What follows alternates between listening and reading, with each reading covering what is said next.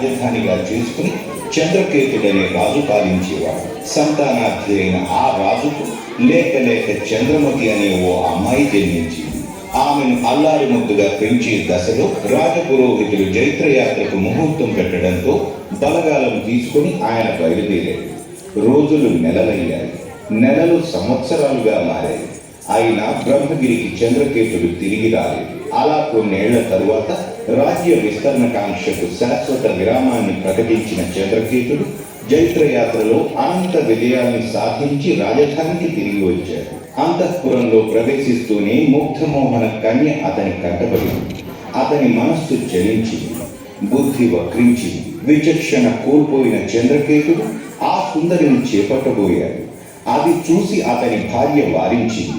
ఆ సుందరి సాక్షాత్తు వారి కుమార్తె అంటూ మొరబెట్టింది. కామాంధుడైన చంద్రకేతుడు భార్య మాటలు వినిపించుకోలేదు. వద్దు తండ్రి, నేను నీ వంశాంకురాన్ని అంటూ చేతులు జోడించిన పుత్రికా రత్నాన్ని కనికరించలేదు.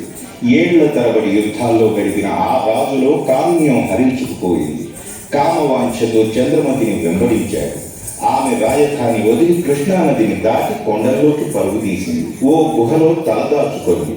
చంద్రకేతుడు ఆమెను తరుముతూ గుహను చేరుకున్నాడు. గుహ ద్వారం వద్ద మాటు వేశాడు. గుహలోని రాజకన్య భూతనాథుడైన పరమేశ్వరుణ్ణి ప్రార్థించి కామ పిశాచగ్రస్తుడైన తన తండ్రి బారి నుంచి రక్షించమంటూ ప్రార్థించింది.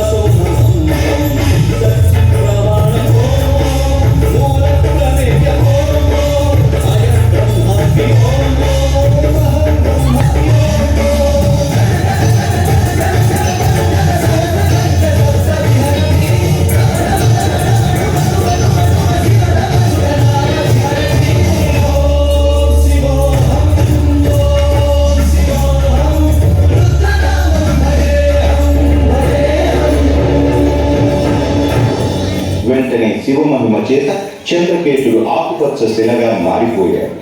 గుహ ద్వారం నుంచి అది దొర్లుకుంటూ వెళ్లి పాతాళగంగలో పడింది. ఆ కారణం వల్లనే పాతాళగంగ నీరు ఆకుపచ్చగా కనిపిస్తుందని స్థానికుల విశ్వాసం.